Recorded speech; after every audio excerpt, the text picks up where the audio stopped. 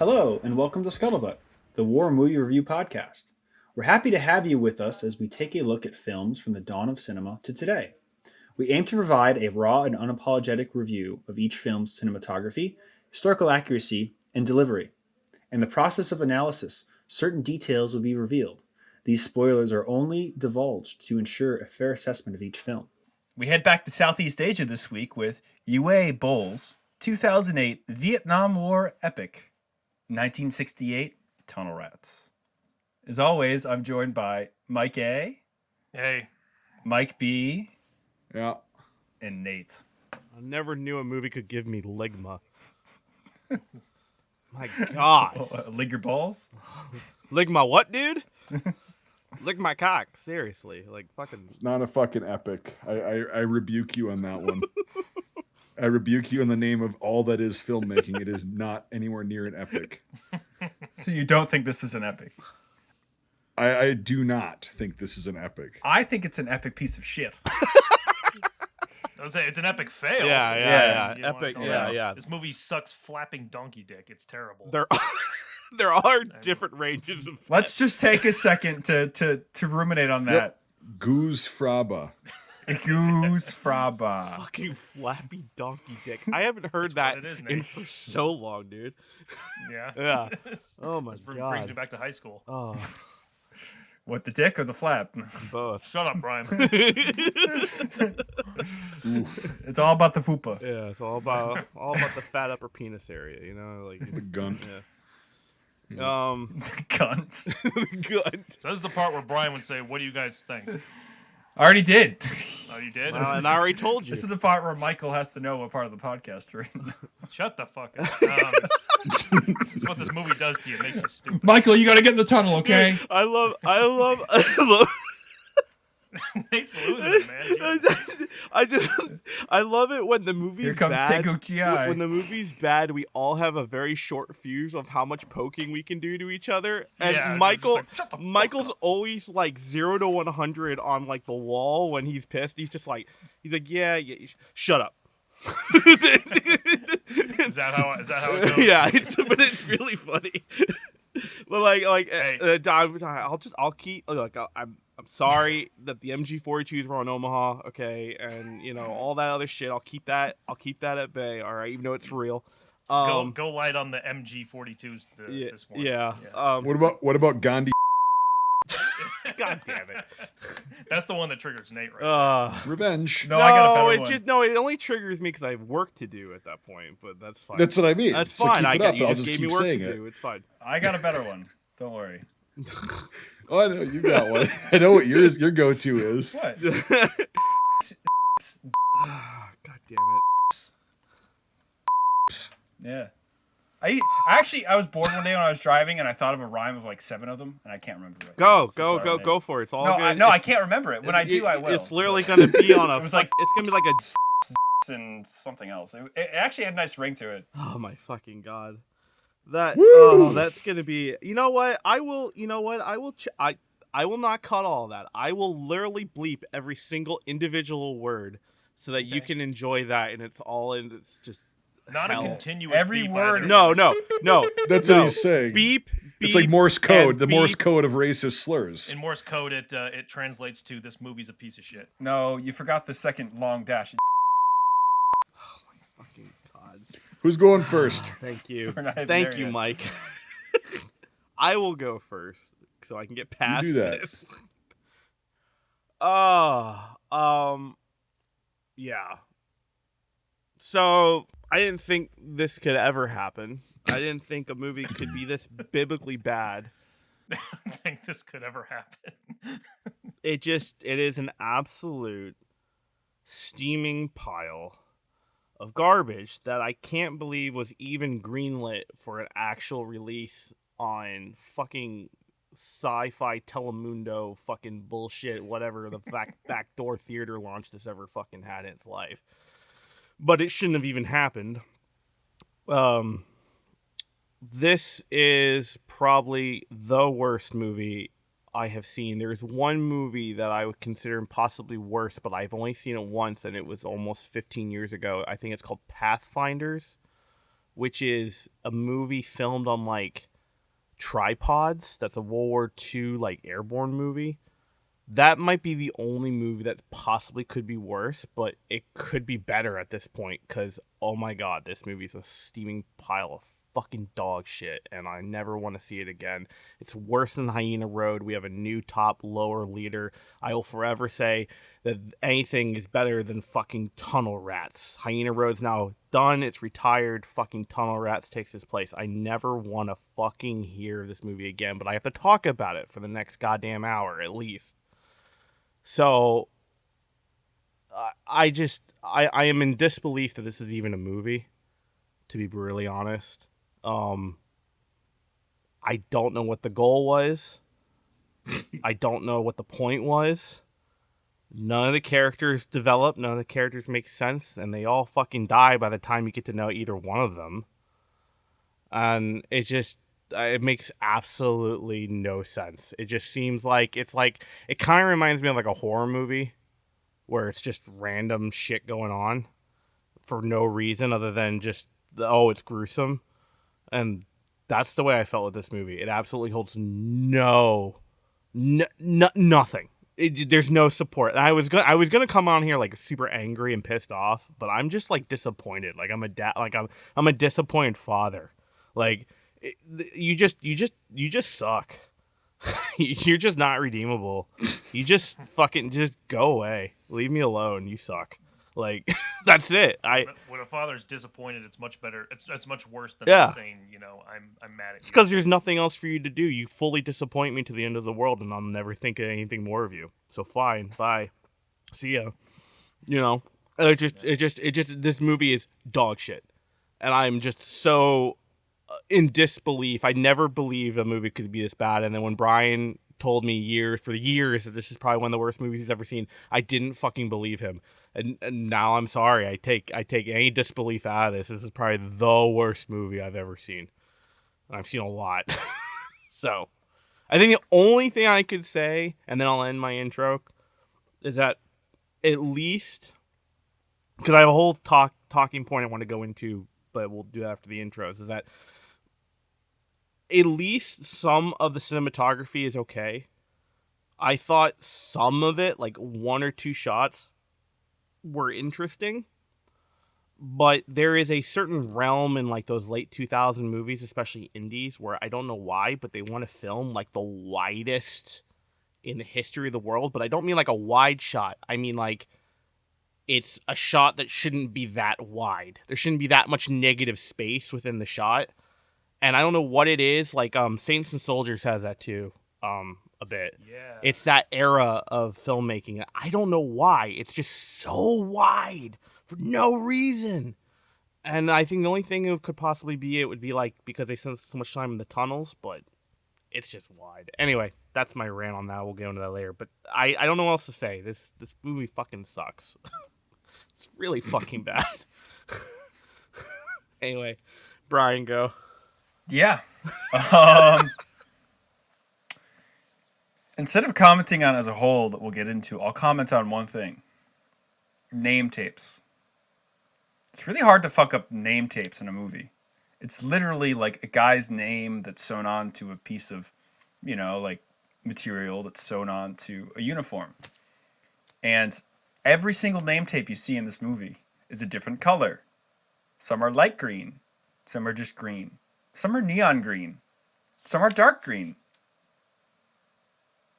Some are crooked. Some are almost upside down. Like,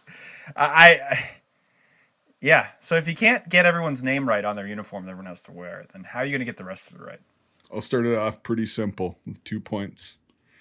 One, I got about 15 minutes into this on Wednesday when we initially thought we were going to be doing the pod. It is now Friday. I got about 15 minutes into it, and I literally said, I can't fucking do this. And I wasn't just being hyperbolic. I'm like, I don't know if I can finish this. Like, can we pick a different movie? And at that point, I got like physically ill. And I don't know if it was a coincidence, but that is the first time it's ever happened as I'm watching a movie and about 15 minutes into it. I've been having stomach issues since then. And I don't know if whatever it is, but I had to bring that up because that is the only time that has ever fucking happened to me. Maybe they're related, maybe they're not. Who knows? But the second point is, like I think I alluded to this in the chat. This is literally what an 11-year-old whose daddy let him watch war movies when he was a kid, and daddy has money. And when this little kid, little Johnny, says, "Daddy, can you loan me $10,000? Because I want to make a war movie." "Yes, son, sure. If you need 20, and I'll rent you a Huey for a day for the beginning scenes." And then the kid directs it and writes it and produces it and does the costume wardrobe and does the set design and does the effects, both CG and practical, which whatever, and does all the casting and stuff. That 11-year-old does all this. This is what you get. Well, coming into this thing, I kept hearing like, "Oh, this is the worst thing ever." So I'm like, okay. And then I looked it up right before I watched it. No, actually, I didn't. The movie started and the credits said Uwe Boll, and I'm like, oh fuck. Yeah, I don't know if you guys are familiar with Uwe Boll. No. He is famous for being one of the worst filmmakers of all time, and Well, it fucking shows. yeah, Sorry. I mean, like, Sorry. This is like considered one of his better movies, and I'd never seen this before, but like I know of him. I know people who have worked with him. He is a scumbag piece of shit too. Like, he treats people horribly, and he did this thing. He was just, when he was making his movies, everyone was just telling him how awful they are, and he's getting just critics are telling him how terrible everything is. He did this thing where he challenged his critics to a boxing match because I guess he's a boxer. And yeah, I know, right? Yeah. And they actually did it. And I know it's crazy. It was called. They beat the fuck out of him? No, he beat the fuck out of them, like out of 5 people who agreed to do it. Is this like Butterbean and Jackass? Like, yeah. And it was the internet called it Raging Bull. Like Uwe Boll. Oh, that's this guy? Yes. Yes. No, I'm just saying, like, that fucking idiot Yep. that's this guy? Yeah. Oh, He wrote, okay. directed, and produced this movie. And yeah, when I saw his name pop up, I'm like, oh god, no. And it was exactly what I was expecting at that point. Just total horseshit. I mean, it's like the I don't know what else to say.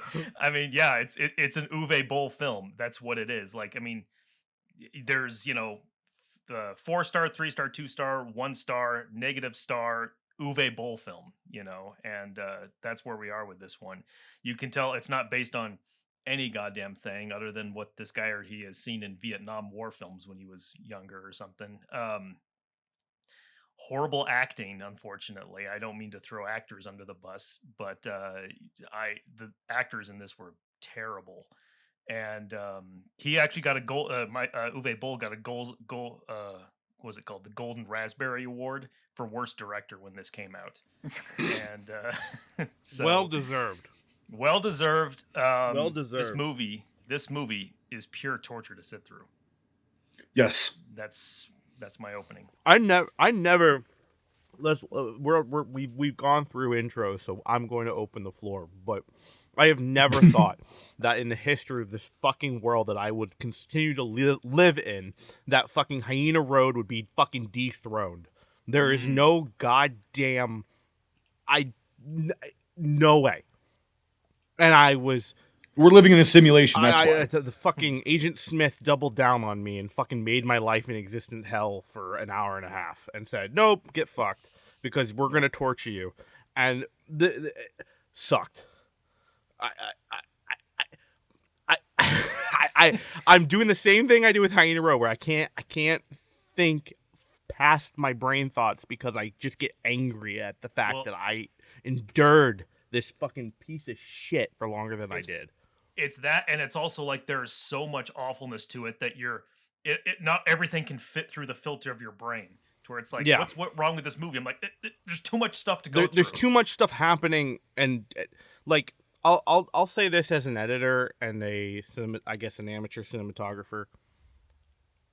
Like I said in the beginning, like 2008 had a very unique fucking film style.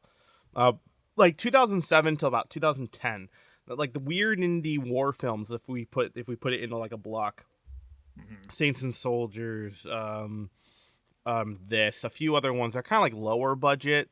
So you're talking like, I say lower budget. I'll get into that fucking number in a bit. But like a lower end, and it's just like, not multi-million dollars. And it just like, there's like this aesthetic with it where it's just, there's a lot of negative space. And I think of like, it's almost like landscape filmography, where it's like, you need to have the landscape behind it. Look how gorgeous it is. Why do I need to see the empty benches to his right and his left? Why do we need to hang on a fucking empty pyramid tent that's just been blown up and we hang on there for 15, 20 seconds? Why do I have to, see this thing and that thing? Why, after you did a very claustrophobic, and I think the only good part of this film is like when the is inside the tunnels to a certain extent, is that why would you have this very claustrophobic moment of the guy drowning and he drowns, and then you go outside and then you cut to the dead body inside the tunnel for about 15 seconds? Why do I need to fucking see that? Nate, that's why this guy won the Golden Raspberry for Worst Director. Holy shit, dude. Like, go. Nope. I think nope. No, that was gonna be almost like what I did with Hyena Road, where I had to bleep myself.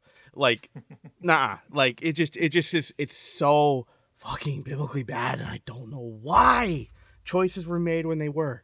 And it's just like, It's funny because this movie, even though you say that, like, when you look at the cinematography, it almost seems like everything is opened on this like convex lens or something, Yeah. And through a fisheye lens. Yeah. Yeah. But it's not like Blink-182 like fucking, CD MTV style. It's like it's not CKY. It's CKY, yeah. It's not. Oh man.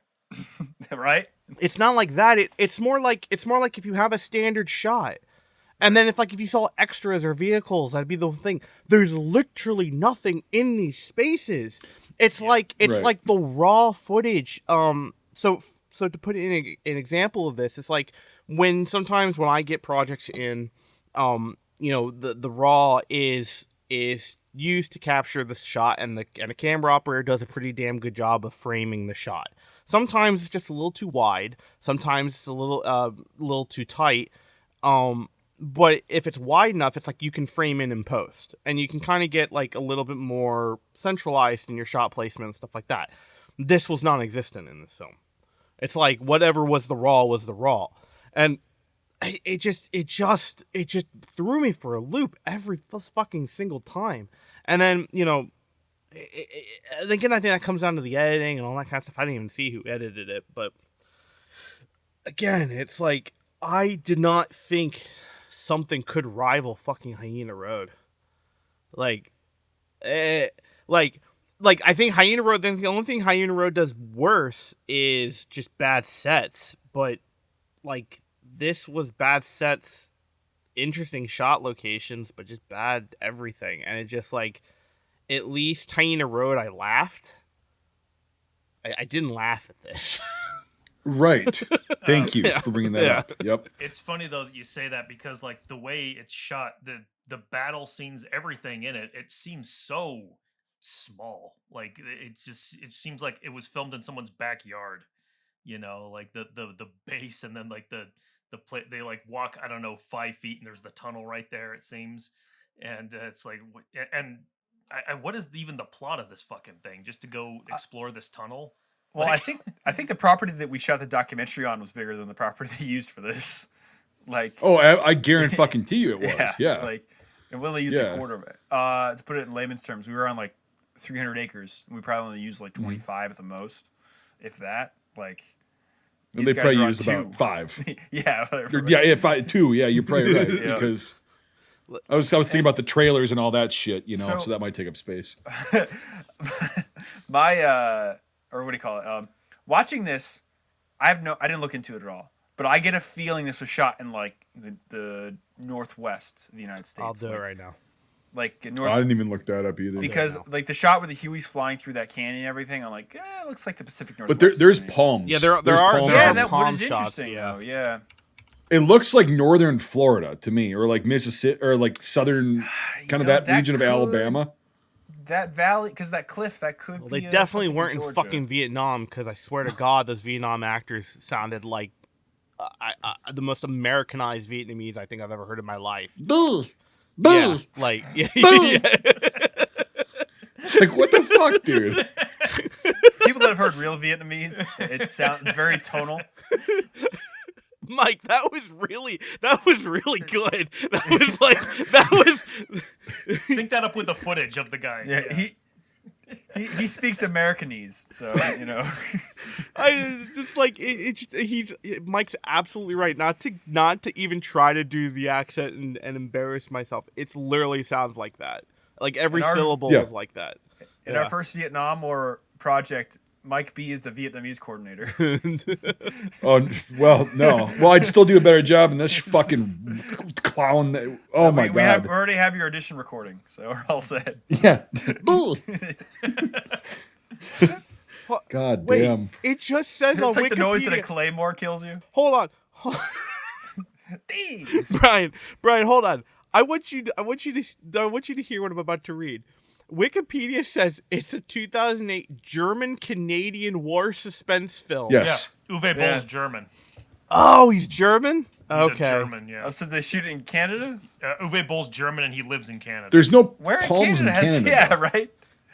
The There's- Canadian province of Florida. I didn't Like, say it was filmed in Canada. I just said it's a Well, German we know Canadian that. war suspense film. I'm trying to figure that out, but like I'm just again Canada shot on location. in Canada, you're batting 3 out of 3. I think the top 3 of our worst war films we've ever done. Absolute horseshit. Yeah, so yeah. I'm sorry. Well, Yeah. Canada Fucking you comes bye. back to what's a little rear its unique ugly about head. what's a little unique about this movie is that it actually afterwards Uwe Boll released a FPS video game of it. Oh, Jesus Holy shit! I just Christ. read that when you said that. Yep. I'm clicking on it right now. You should totally play. Mostly negative. Ugh. 37 Oh. reviews. Oh wait. It's There's a on screenshot Steam. from it It's right on. there. It's on. Comment if you would like us to review the video game connections to these movies if Ugh. they ever are out there. Oh my God, Michael, that's a horrid shot.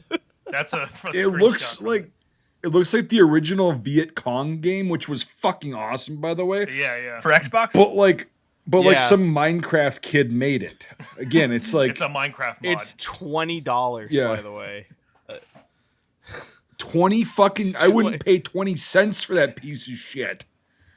Jesus. No wonder it's only got 37 fucking reviews. Ugh.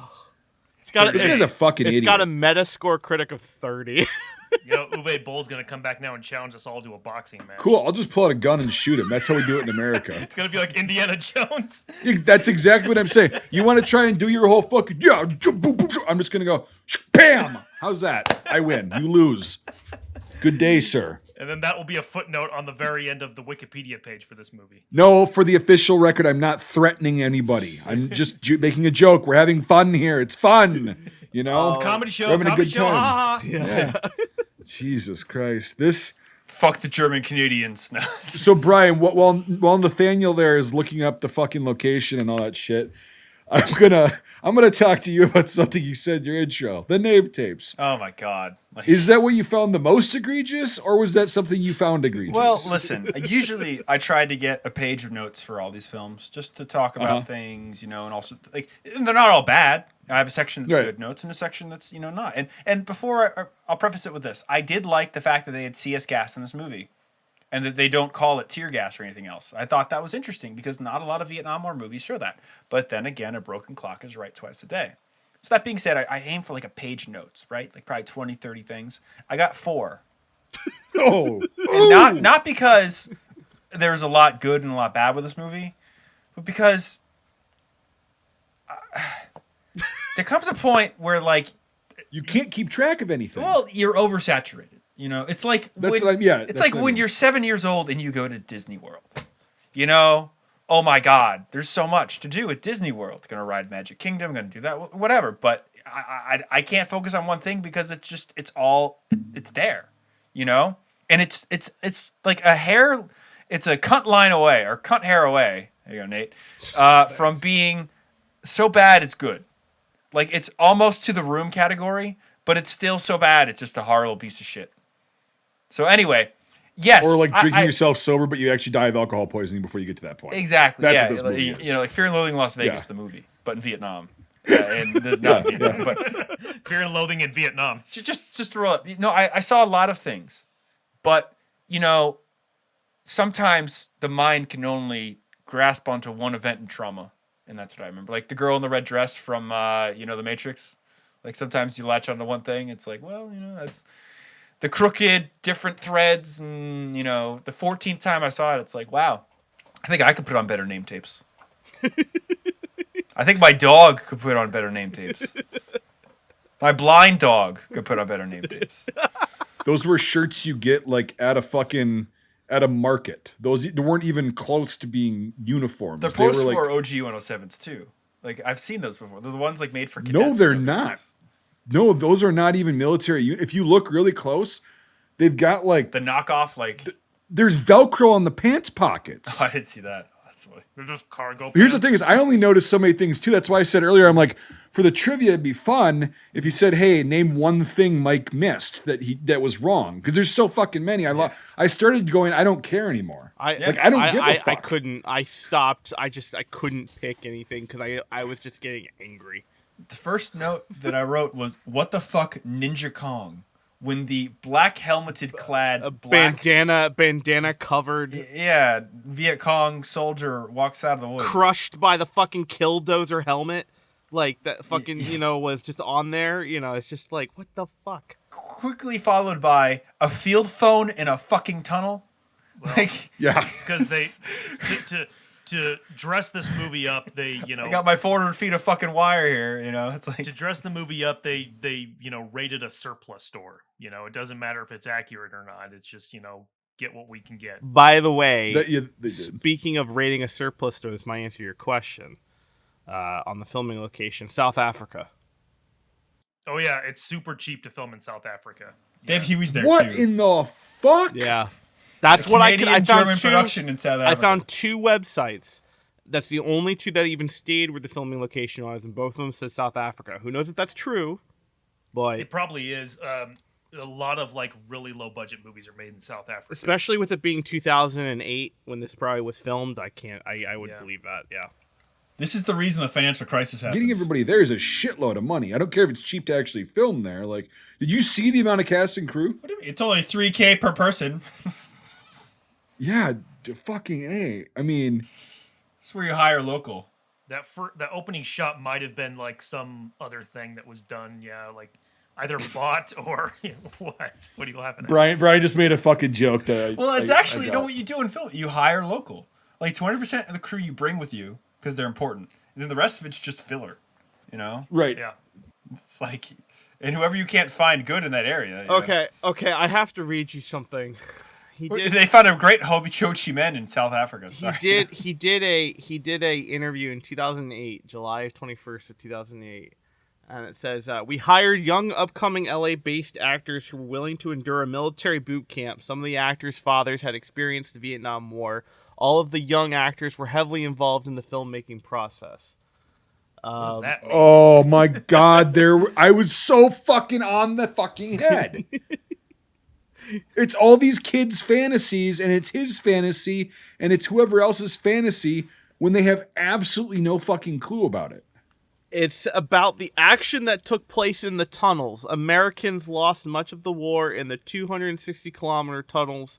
We reveal the unfortunate truth about war. Nobody wins. War is never the solution. My dad got the clap at Da Nang. I want to tell his story. This is not an anti-war film, by the way. It's I not don't- even I a don't war know film. What it is, dude? This is an anti-film film, is what this is. Yeah. If you want to be dissuaded from making movies, watch this. I'm serious. It's a fucking disgrace to even call this a film. Is Like, it a movie? Let's talk about that. Yes, is unfortunately. This a movie? Unfortunately, it's that's why I couldn't believe it either. I'm like, okay, I have to look at the numbers because I'm like, did this actually make anything? Oh my god, it did, but Here, that part's not. why don't we launch yeah. into that since you mentioned that? So what What was did the okay, Ninja Kong make?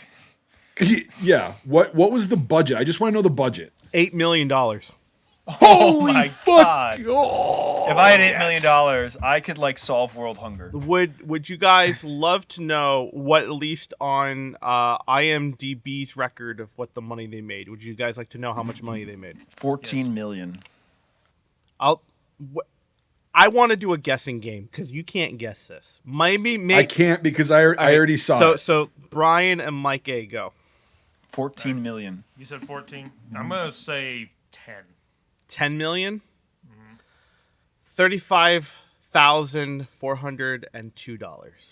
$35,402. That's a good What? ROI. What? You know, that's about negative 99.9997. On IMDb, I'm going to check the numbers real quick because It they only keep a made better 5 thing. digits. It only made that was 5 also in digits. Germany. That was also in Germany. Because the Germans don't know what a good Vietnam movie if it hit them in the face. So let me check the numbers. Nate, the are numbers you sure that's for not the- like the opening week? it might be, and that's why I'm checking the numbers because they have a pretty good track of the rest of the stuff. Because that's pretty bad. But see, here's the problem. Only the numbers doesn't always have all the movies. It's the website that I'm talking about, the numbers. Sometimes they don't even do the film because it makes so low. So let me just check real quick. But All right, well, at least I was closer than Brian.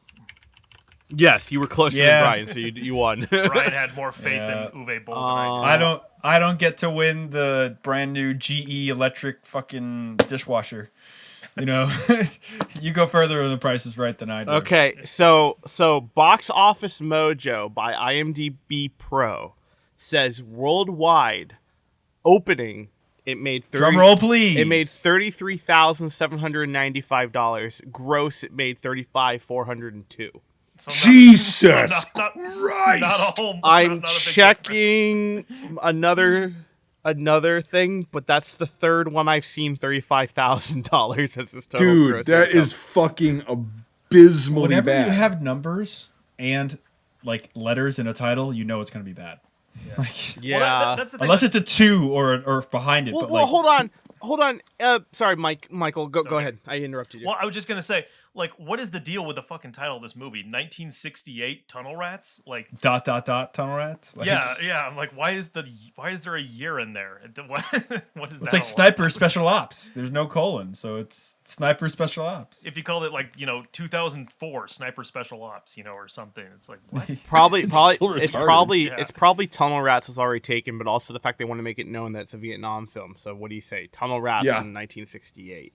I mean, like, Right. I mean, Just come up with a better name. I agree. Yeah. And Tunnel Plumber. and, 2. and going into the numbers of films, Brian, what's that Spanish Civil War movie? It's 18 something. I need more. We haven't done that many fucking Spanish movies, Brian. I mean, come on. Spanish American War. Spanish American War. Get the war right. Um, Spanish American War. Yeah, Span Am War. That's what is it? The Last Men But it doesn't have it's like 1886, like Last Man or or something Last like Men that. in the Philippines. I Yeah, believe, but isn't there like a number in that title? 1898. Yeah. And it's Yeah, but that's good though. That's the difference. Yeah. No, I know. That's what I'm saying. I'm commenting on the fucking comment of sometimes when they have numbers in there, they're normally bad movies. Not necessarily with that movie. That's what I'm saying. I mean, Yes, there's ridiculous stuff in that movie, but I actually enjoyed that Yeah. movie. It has the same Yeah. problem this movie had, which was they get shot and they fly 40 feet back like a cannonball hits them, because that happens in this film. Yeah, Well, cable a 223 attached to 'em. round is actually has the velocity of a freight train. when it hits So you. okay, all right, let me throw this out. What was I watched a everyone's- lot of CNN. So, If we're gonna talk about how bad the combat is depicted, what's everyone's favorite moment in the combat? with the M60 that clearly is a prop, doesn't work, but the guy still tries to make it work, and it's not doing That was anything. fucking That was hilarious. fun. Yeah. I think my favorite was when shit starts like to really hit the fan, and then you see, they're shooting, and then all of a sudden there's a guy standing by a tent, and he gets a round through the head. It's like, what are you doing just standing Oh. there? To get hit in the face with a gun. The you know? outside combat was ridiculously bad. The outside combat in the whole movie is ridiculously bad, and no grasp of real knowledge in the practical physical world that we live in. Yeah. However, I think, to me, the most brutal bad part was, unfortunately, the guy who wore the Rastafarian cozy on his head, who fucking took a fucking mag dump to the face, going, huh? And going, That's right. When he's like, is that when he's in the In the tunnel. Yeah. Yeah. electrocuted? All the squibs. Yeah. They're like, arch your back so they can see all the squibs. We spend a lot of money on these fucking there'll things. be no dope smoking in my tent, guys. You know. Well, remember, that's Mike B. It's why in the military they tell you to stand behind people because flesh stops AK rounds. Right. Like, especially multiple. Because what happens is the bullets hit each other in the person, and they just like get clogged up, and they don't go through it. Oh, maybe he wasn't arching. Well, he wasn't having his shirt. His buddy could have just been holding him up, so he could have gotten a meat shield. Yeah, That's what he's doing. happened. Yeah. Well, that's what they teach you. Fuck. That's Like red Hacksaw phase, Ridge. a basic, right? Yeah, red face. No. That's the first The only thing. other movie that does that really well is Total Recall, where the guy's on the escalator and Arnold Schwarzenegger holds him in front and he just gets like mincemeated. Well, but yeah. Nathan, But that's a good movie. It's a wonderful movie. It's an amazing movie. It's one of the Where best is he gonna movies have a ever made. three-titted midget? Yeah. You like, don't come put on. stuff like that in a serious war movie. Sorry, little person. It's not a three-titted midget, Brian. a And I little love person. how you corrected yourself on that slang. Well, on that I don't want to slang offend is anybody midget. because it's 2024. And I Wait a don't know what you second. mean. Wait a second. In Total Recall, that's two separate characters. Yeah, The that's what midget and that's what I'm trying to tell Brian. So I'm fucking Yeah, it up. Sorry. yeah. So there's a little person, and the little person's friend is a Yes. a normal sized person with three tits. Yes, Thumperina is the midget, and I don't remember what the name of the three-titted woman is. Tomperita. That's what her name is. yeah, that's what her name is. Yeah. Yeah. Yes. 2 weeks. She unfortunately died, I think, like last year or the year that before. sucks. Yeah. That sucks. Yeah. She was on episode. She'll always of live Seinfeld. on. Really? Yeah. Yeah. Oh. I love how Michael and I know the name. Hey man, yeah. Dude, I showed 90s dude, action movies. when I played that on the VHS. I shared you the first like 30 seconds of that film on VHS, man. Like it's the best Good fucking shit. film ever. Yeah. Good shit. Quatu lives. Unlike Tunnel Rats. Yeah, unlike fucking Tunnel Rats. I don't think Nate's gonna. I'd rather sending be in me the any tunnels clips of Tunnel Mars Rats. than the tunnels of Vietnam. Just saying that. If I could be smart enough to make a device like fucking Men in Black and erase this fucking afternoon from my brain, I totally fucking would. Nathan, look into the Please. You want a Please. neuralizer?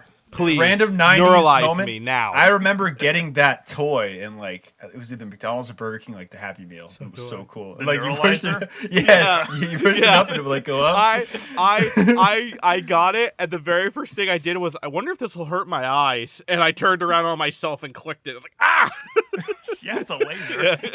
Yeah. Like use it enough times, it will erase your memory. yeah. But Dude, anyway, Tunnel Rats. Okay. I do want to talk about one or two things that I actually think that, like, let me say it like this. Do you guys, because Brian knows a lot more Vietnam War films than I do. Brian, is there any other Vietnam War film that does tunnels well and appropriately? Platoon is the only one. But then in Platoon, they're like the sizes. The tunnels are huge. So What about that's the only one I can think of. Shit, what was that movie? Lee Ermey.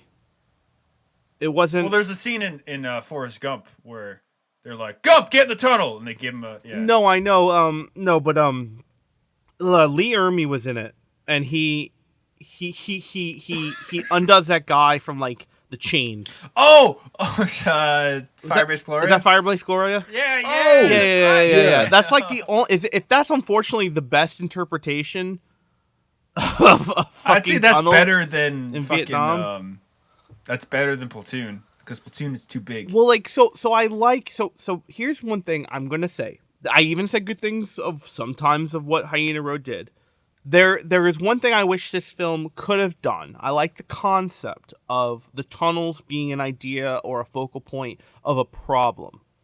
However, Charlie's coming, let's all go down the one-way tunnel. Is the dumbest that they built is the dumbest fucking way to go about that. Is that the overall plot of the movie? Like, of this movie? Yeah. Yeah. Like, okay, because that's what I was trying to say. Like, there has to be something to grab a hold of in terms of a story, but there isn't. It's literally You see, there's tunnels in Vietnam, and there's people that have to clear them. Yeah. So like in theory, like the idea of the tunnels being an actual objective and a thing you have to clear, I do believe could be done well. There are other movies. What's that Australian one? Is it Beneath Hill 60 or? Oh, that's great. Yeah, That's a great film. Yep. You know, like it's not like the concept of doing underground warfare is has never been done or done well. It's done extremely well, and I think some The Great Escape comes the to Great mind. Escape. The Thank Great you, Escape. thank you. Sorry, It yes. made it the claustrophobic. Yeah. And they did that in 1963. Exactly. Or 62 yeah. rather. But And so yeah.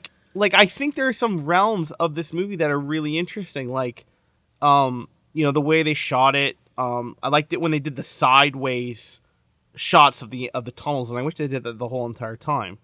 I liked how claustrophobic these tunnels are. I think that is very relevant. However, it being like, you know, the Chinese Grand Palace Taj Mahal levels of fucking tunnel building, I don't think so. Not in that level.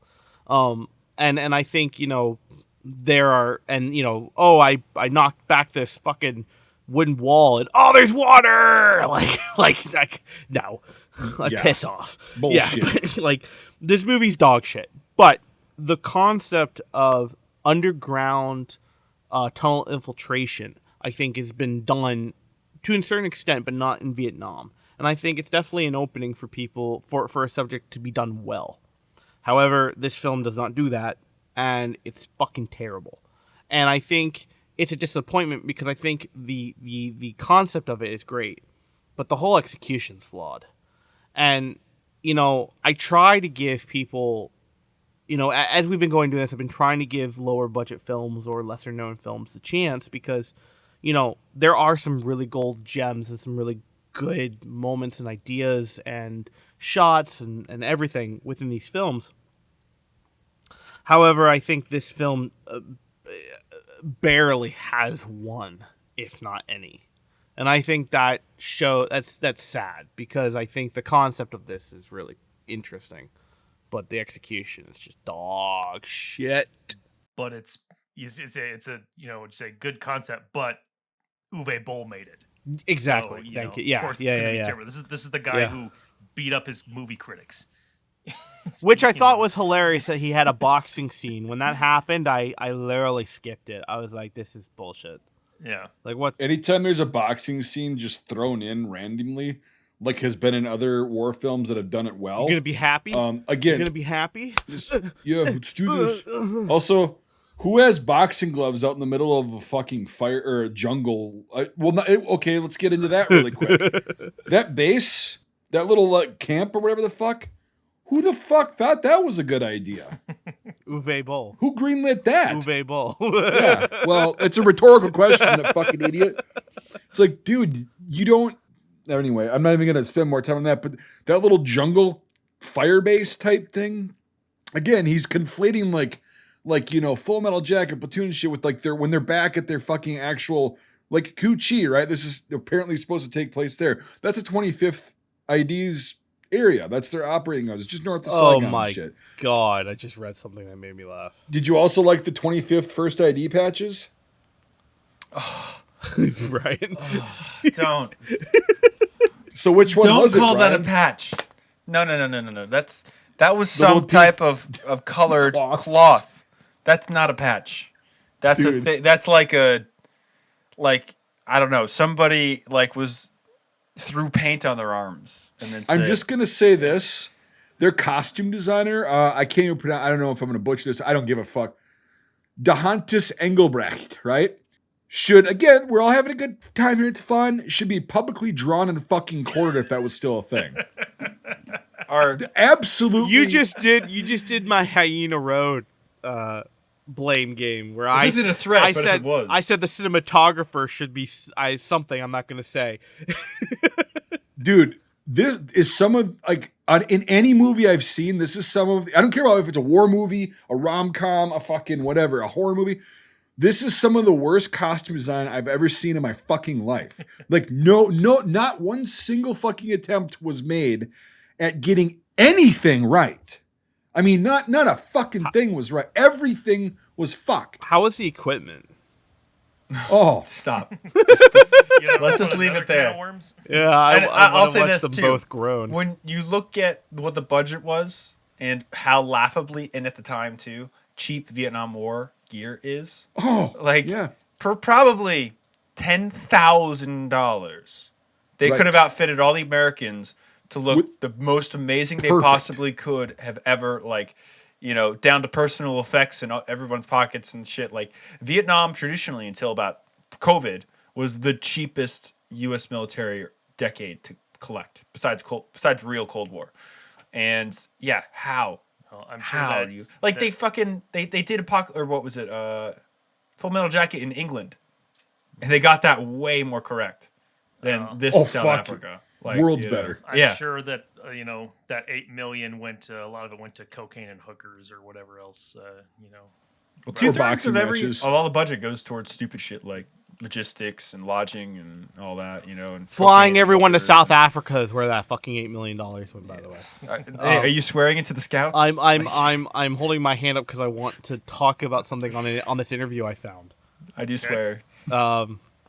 It says the question was, what can you tell the readers about the boot camp and that was set up for the actors, and do you have any humorous or memorable moments for the experience? You know, the person's trying. I don't want to barf. The person's trying to talk about it, trying to make hey, can you tell us any cool things about it? And he goes, it wasn't remotely humorous. The experience was grueling, harsh, and often involved long periods of painful silence. Some of the actors had to hide motionless for 3 hours in the hot sun. The performers had to fully understand the reality a soldier endured prior to ambush.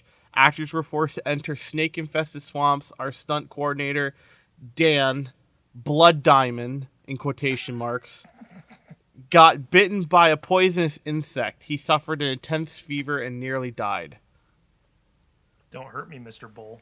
Well, if he died, he would have shut down the production. So, whoops, missed opportunity. My God, this man is so full of shit. He outdoes Peter Gross.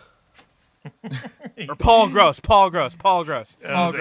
knows? He could be lying about his name. That guy's So they went through a boot camp, and yet they learned absolutely nothing about small unit movements or tactics or anything like nothing. Well, except for the snakes are poisonous. Also, snakes are poisonous, and they had to hide 3 hours in the hot sun for a movie in a tunnel. I'm just gonna fucking say that. There was one. Also, they did learn how to yell during a firefight, when they were evading the enemy. They did learn how to scream at the top of their lungs about dumb shit that doesn't matter. I've That was a I've good one. seen reenactors bumblefuck better than that goddamn fucking movement in that goddamn film. I like Dude. I like anytime anyone was using an M60, they got to hold it at the hip with the left hand with the Yep, belt. the Rambo style. Rambo style, yeah. I think every time an M60 is So- being used, it's being So shot I like want. that. So I'm gonna. Only way to carry a 60. I am not going. over your head or anywhere else. I am going to say this the way I'm going to say it for obvious fucking reasons, and I already know the answer. Tropic Thunder. Some people call it a war film. Some people call it a comedy. I call it an in-between thing, mainly a comedy. Better than this. Well, that movie. Hold on. Weapon, equipment, everything, movement, better. Correct. Oh God, by fucking worlds. Yes. Story, awesome, and it's a comedy, and it's not even real. It's about a movie making a movie. The whole point. How does a comedy movie make a better fucking everything than this guy? because than that this wasn't film. made by Uwe Boll. You keep going back to Uwe Boll, and I know you're correct. Yeah. I know you're correct, but it's like, it's just, how can if a comedy takes it seriously, why can't you take it seriously is my point. It's like, this guy is famous for his terrible movies. You know, it's not like this was a horrible hiccup. It's not how Stanley Kubrick, is considered a great filmmaker, made Full Metal Jacket, and we're not really fans of that one, but like, no, Uwe Boll, his whole thing is just that he makes terrible movies. kind of reminds me of like a kid who says like, well, I did it, so it's better than everything ever, better than yours. I mean, it's just made by me, so it's better. Like Well, that's look at the critics. Yeah. Well, yeah. Exactly what's going on. but like it's just like I just am like outside looking and going, if a comedy can fucking take a better step, then maybe you should like, fucking keep walk to the ocean and keep fucking walking. Okay. And you know how much Tropic Thunder probably spent on all of their gear, uniforms, weapons, all that shit, equipment? Probably the budget for this movie. Probably about $10,000. Yeah. At the Yeah. time. And That's- what came yeah. out the same fucking year? Did it come out the same year? Almost, yeah. I'm pretty damn yeah, sure. Let me yeah. double check. Yeah, 2008. Yeah. Am I right? Yep. Yeah. On that New York accent, I was gonna go there. I was gonna go there. Thank you. I can even tell that's bullshit, and I'm from bumfuck Egypt in the upper Midwest. You're from Egypt. Wow. Bumfuck Egypt was a different country, different place. Ah. Yeah. Yeah. It is funny how like it's sometimes with actors who are bad, I guess is the best way to put it. When like you do a cheap war film, it's almost like they want to revert to this weird accent that's kind of southern but also kind of like New Yorky. It's like the war movie accent. It's weird. And speaking of the accent, so that's just one little piece of the pie. The writing, usually you can tell when something's written and they actually tried, and they're not like, they don't think it's good. It's just kind of like there, to put out a product. This was so fucking like, I've said in a lot of the reviews that, and then Brian's brought this up, all of us have brought it up, it's like, that's not how soldiers talk, right? That's just a stereotype, it's a trope, whatever. This, literally every fucking word that came out of those poor actors, well, they got themselves into this, and I think they might have thought they did a good job too. So they're not blameless, but we'll get there. Every fucking word that came out of their mouths was a fucking, it was a caricature of a trope of a fucking parody. It was so fucking bad. Like, again, I'm swearing a lot right now because I'm upset, right? In this film, I think this is how Americans speak all the time. Yes, we swear a lot. You don't say, Michael. you don't say, all right, motherfuckers, let's fucking go get them. Let's fucking do that. Let's fucking. It's like, yeah, we swear a lot, but, and then Lieutenant Barnes. What are you, Brian, on fucking Paul Woodidge's chat? Like, goddamn, like Jesus. Fucking This week on fucking World War II fucking TV. That's what it is. Yeah. Yeah, there you go. But no, and it was like, okay, I can look past that. And then all the tropes were just like, Jesus, this is not how guys talk. Like, where are you from? How many people have you seen get hit? I love that. I don't want to talk about it. I love that, and the guy's like, I don't want to talk about that. It's like, is this like, even a get scene in the fucked. movie, or is this just like two actors on set? Just Yeah, like, so- get fucked. It's so bad. Like, dude, from the beginning, the Huey lands and the co-pilot jumps out. Why? Why is the co-pilot like? No, what the no. fuck? No, you're not a soldier. What the fuck? Like, get back in the helicopter, you idiot! You're gonna get court-martialed. Like, what the? Daddy Uwe rented a Huey for a half day. They had to get that in there. Yeah, it's just like, Brian, I laughed my ass off because I didn't know how his name was pronounced, and I thought it was UWE, and I was just like, that's Brian when he's done. Ooh-wee.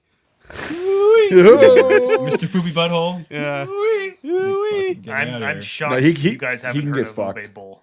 Well, when you brought up the whole boxing thing, I was like, that I know of him. I've never seen any of his shit for obvious reasons, and now I know. Now you have. This is I'm gonna avoid it like the fucking plague. we could rename this movie instead of 1968 Tunnel Rats, 2008 Talking Through Your Lines. Like, oh my fucking god! Yep. Like, That's what I'm saying. The actors are bad. yeah. What do you mean, And Michael? his I'm not direction was from probably there. something like, "You just saw somebody get shot. Give me your best reaction and sound and 3, 2." And then it's like, Oh my god. It's like, "Guys, this is very good. This is good. Keep it up. Yes, I like what I see." It's like, really? this is the real film they were shooting in Tropic Thunder. Yeah. Except there was no documentary crew Yes! there. Like, Yeah. Because I was about to say, it's like, if you want to see tropes, Tropic Thunder's full of tropes, and then they make fun of it. This isn't making fun of the tropes. This is the trope. This is like, I think what is the word when you just like, when you combine everything together and it's not missing anything, it's just like a complete, like, what the fuck is the word I'm looking for? It's like Conglomeration? Gonorrhea. well, it is a conglomeration, but this is the point where you can't go past anything more than that. Al Gore. Flying your fucking private jet, but global warming's a bitch, right? I created the internet. Yeah, I created the internet back when well, he actually was in Vietnam, which is fucking weird. Oh, really? I didn't know that. But Yeah. he was in 1970. He was in the engineer unit. He solved the war. No. Yeah, he solved Wait, the was war he and working created on the internet in Vietnam? Yep. Well, he probably was. That's probably how he defeated them, right? Not the Vietnam War you know about. This is literally every trope from every Vietnam film, and I know they were trying to do that in Tropic Thunder, but this literally missed nothing. Well, this isn't just a Vietnam War movie. This is every war movie ever fucking made is in this. It just, everything sucks. It's, again, I made better shit like this when I was 11 years old, wearing shit I bought from Goodwill, making dumb fuck videos with my dumb fuck friends on a fucking digital camera out in my parents' swamp. I made better shit than this. We have to find that. We got to find those lost tapes. God, Mike, you're just following the white man. Well, that's, yeah, what? It's a quote from the movie. It's a quote from the movie. It's a trope. Oh my God. See, there's so much. I know. Don't need nothing, not a thing. Yeah, ain't nothing but a That's thing. Hamburger Hill. Yes, I got it. Yeah, that's their attempt. But like that was their attempt. But at least that was a good That was movie. their attempt Yeah. of it. And then the white man who he's following becomes a mushroom sticking out of the goddamn ground. Like, Is that with the bamboo stick through the neck? yeah. I the love pole that. sequence. I burst out Before we get to that though, I think that Scuttlebutt should find the lost Birch tapes. Oh, they're fucking long. Bro. How do you know that? That's a that was on documentary a special in fucking itself. digital camera that was like this goddamn big back in like 2001 or 2. No, it was 2002 or 3, my bad. And my friends and I would go out and I had a fucking shirt that I bought at Goodwill that was green that looked a lot like the ones in this piece of shit.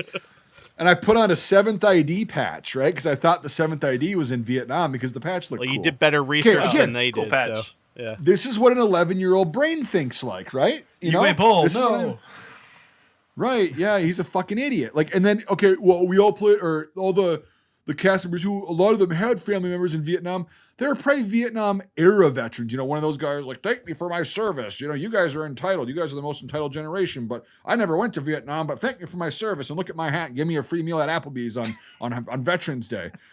That's probably their fucking parents' experience in Vietnam. And then like to come on there and like give your input, like, okay, I'm sorry, but most actors that I've met are really nice people. They mean well. They're cool. Most of them are not combat veterans. Most of them have never been in the military, right?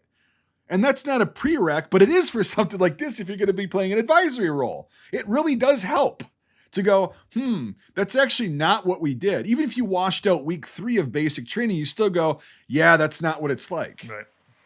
And then there's Joe. It's like, what the fuck? Yeah, then there's Joe Bon Giovanni, man. Smoking Shout in out. the corner. Fucking Yeah. Okay. Yeah. Good old Joe. God, yeah. Uh-huh. But anyway, but he's an anomaly though. He really is. And it's like, so if you use that and say, yo, all these guys, it's like, well, that's an even bigger reason he was a piece of shit. Not only are we compounding the fact that you're fucking writing and directing this hunk of shit, now we've got these people who know absolutely nothing about it, but they want to be good people and they want to put their input in. And they also go by what probably very few war films they've seen. Let's be honest here, because it's not everybody's thing. And then they go, let's do this. And then the costume designer goes, well, I don't know what I'm doing, but I'm getting paid in cocaine and hookers. So let's just fucking go down to the local equivalent of the Goodwill, buy a bunch of green shit. And then we're going to have somebody make up some cloth with, there was some just written on them. It's like, what the fuck? You can't even afford a name tape for that. And he just had a name tape in one of the previous scenes. Anyway, it must have gotten torn off. So then they had to Sharpie it. That's probably what happened when he was crawling. Sharpieing is more correct, in my opinion. They've been in the field if forever. it's on fucking a Jungle Fatigue or an OG 107 uniform. Yep. But it's literally a like button shirt from Walmart or something, or like whatever the fucking, like a market. And the pants had Velcro on the pockets and they're wearing white socks, which, okay, Some guys did, but in Vietnam, you were issued socks, and you were issued them for a certain reason because they worked with your jungle boots in a way that they would keep your feet from rotting immediately. It'd buy you a couple hours or a day or so. Okay, not a lot of white socks. Yes, a lot of the guys didn't have them bloused, but then look at the jungle boots. They weren't even the cheap Rothko shitty knockoffs. They were some off-brand fucking like really dirt cheap Chinese made ones that they were patterned after the first pattern, but then the soles were like modern day like fashion boots. It's like, dude, it would have been cheaper to get the Rothko $20 at that point, $20 a pair of boots for everyone. Buy each person 2 pairs because they're going to blow out in 3 days. That would have been way cheaper to do that than get these like fashion. Oh my God. For the Rothko boots are, like you said, they're not bad for what they are, but they do blow out. I've blown out at least it's one guaranteed. or 2 pairs. But they're Guaranteed. a little dark, but they're okay looking for scenes. Yeah, exactly. Just don't look at the soles, I don't know a whole lot about Vietnam equipment, like Vietnam era equipment and things like that. What's a Panama sole, Michael? I don't know. But when I was watching this, when it started, I'm looking, I'm like, and I messaged Mike, I said, are they wearing like 1980s era like BDU camo covers on their helmets? Like, even I could pick that up, you know? Like, even that's I was like, well, guys, that doesn't look right at all. Guys. They had a couple RDF ones, but yeah. Guys, I just want to tell you though, in this article here, he references how much stuff he did. He goes, I read various books on the Vietnam War and studied numerous documentaries on the subject. The most valuable learning experience came from talking to war veterans. Having military advisors was a necessity and integral to creating the proper boot camp experience. You know, I don't give a shit when someone says when there's one of their sources is a documentary. Documentaries are also entertainment. They can be just as inaccurate as movies. They're not good sources. There's no fucking advisor listed on. I can't find any advisors or military. So he's fucking lying. 100%. There's no advisor. The advisors His advisors are up here. That's in his Yeah. in his shitty little fucking German skull. It's Ralph and Wukong. God damn. I wonder what he read to find the Viet Cong super soldiers. I want to know where. Yeah, I want to know what oddball fucking thing reference he found for those fucking uniforms. Black pajamas and black helmets. Yeah. Oh my God. Do you know what kind of helmets those were? I would have to guess like modern PLA or. Oh no. What Oh, are it's they? even better. They are French M51 liners painted black and crushed up. Oh yeah, yep. I see the resemblance now. Yep, because it's like a swollen M1. You know, they're off to the But sides. if you look on the little socks that they put on them, the little black socks, Mm-hmm. the rivet placement, because I was like, what in the fuck are those? And then I'm like, I saw a profile shot and I saw the rivets and I'm like, oh no. There's some really there's some really good side shots we'll see in IMFDB that you can see them more clearly, Brian. So we'll pull them up. But it's the weapons were a shit show, but we're gonna save that to the save end. that for Well, I the think we're end. almost Yeah, there, I don't yeah. even want to fucking like. So as far as the gear, Mike, you caught the helmets. If you can catch the helmets, I'm pretty sure most people can. A lot of them had the fucking like post 82 like chin straps too, like the Panama era ones. Like a lot of them did, and they were wearing them, and I'm just like, what the fuck? And then, so they're Y straps, right? They're harnesses. Yeah. Those were LC2s. Those came out in the fucking late 70s, early 80s. So it's like Alice suspenders, basically, like the ones that I had in basic, right, in 2008. So those are not correct at all. They had the 67 pattern, but those are not 67s. Those are like $2 a pair at the local surplus store, like Nate said at that time. Their backpacks, I don't even know what the fuck those were. They looked like British no, they were South African. Now that makes sense because their gear was South African. It was SADF shit from There's the a 80s. lot of stuff laying around. It didn't look Vietnam. It looked like Cold War era, but it didn't look Vietnam. Yeah, it was South African Defense Saturday. Force. That's what it was. Yeah. So yeah, because the canteen pouches, I'm like, what the fuck are those? Even? But now I'm just like, yeah, well, they had a bunch their of own ones. version Yeah, of Pattern 58 proprietary. Yeah, and so that's what the rucks were. That's what that was. The weapons there were so many fucking A2s in here. I couldn't let that go. I'm just like, what are we doing here? You just got a bunch of A2 airsoft guns? Probably. Like, well, it's the sound effects also was dog shit. When they were shooting, I'm like, are they just using the sound effects of the blanks? It almost seems like it. So there were a couple things, and then I guess we'll go into stuff into IMFDB because I know the shitty movies don't last very long. I think we're already I there. thought you were going to say shitty movies don't count. Yeah. Well, I don't know. This could be like deemed locked box permanently the worst movie we've ever done, but I won't go there. It looked like for some of them there were some guns that fired blanks, and then there blanks, were yep. guns that were CG'd. You can tell which The ones A1s were firing blanks. There was A1s firing Yeah, blanks. the lieutenant, like the hero guy, seemed to have stuff that fired blanks, and everyone else like random, like the 4 Viet Cong they used for fucking, like multiple times back and forth. One thing I do want to chime in, and this is what I think. I think the lack of story, the lack of knowledge, everything, all this movie was trying to do was. There's a lot of gore in war, guys. Yep. Did you know that? Did you know there's a lot of gore? Did you know you could almost behead someone by dropping them off a 4-story building with a line across their neck? Yeah, well, I mean, Uwe Boll, he makes like shitty horror movies. So like this, the gore in this comes across as like a slasher movie. Yeah, because like that woman like stabs the guy, that one guy in the tunnels, and like rips him from like fucking bottom of the rib cage down, and they hold on that. It's like, you will see how graphic this is. It's like, fuck off. Yeah, it's because like he makes slasher movies. Yeah. Fuck you. Fuck your movie. Fuck this whole concept. Fuck you. You ruined my fucking day. Fucking German gremlin. Fuck off. German gremlin. Krampus, go fuck yourself. Yeah, fuck off, Krampus. Like, fuck you. Careful, Nate. It's The Room, Vietnam, but it's not The Room because The Room's better. Yeah, I don't think this is going to get any, cult movie status anytime soon. Oh, well, it will because it's so shitty. Well, yeah, but like not like The Room does, or like Plan 9 from Outer I know, Space. but or something like that. Hi, Micah. Yes. I still hate the fact you have a signed fucking photo from him. You jealous that I've met Tommy Wiseau, Brian? Yes, I am. I guess that's something to be proud of. Hi, Micah. Like, fuck you. We only got one thing, and that's, I got a bunch of German guns in a war. We wanted him to say, "You're tearing me apart," and he wouldn't say it. Michael, you're tearing me apart. Okay, IMFDB time. Yes. We do not need to make this because review. this is actually fairly lengthy and shitty. Yes, so. And we do not need to make this movie review any fucking longer and give this fucking gremlin anymore. Let's go see all the guns he used to shoot. These are keep point. Keep going, guys. Well, I don't know. Keep going. They're all... I just call them. Yeah, well, that works for all of them, They're all, Mike, they're all our friends at heart, so. Yeah. Saving your career one bleep at a time. Ooh-wee. Bowl. Oh, God. You're right. Great, we got to go through all this. Great. Sweet. Yeah. The Sporter carbine, definitely not accurate. Go ahead. Well, it's an accurate gun that's been used in Vietnam movies, but not the Vietnam War. Because they used that in Platoon. Yeah.